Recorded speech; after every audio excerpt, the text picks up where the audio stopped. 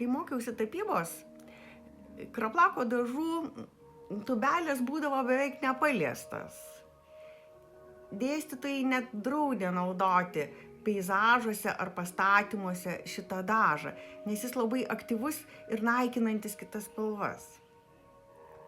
Norėjau šitą spalvą išskleisti. Kokiagi tai spalva? 21 metais prasidėjo karas Ukrainoje, kuris visus labai sukrėtė.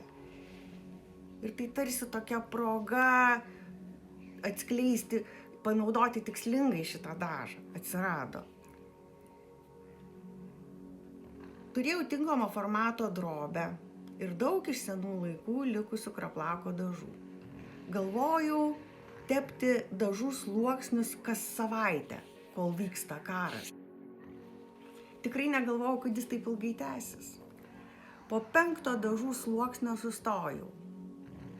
Jeigu tęsčiau savo pirminę idėją tęsti, kas savaitę tepti po sluoksnį dažų, tai drobė turbūt neatlaikytų, nes karas vis dar tęsiasi.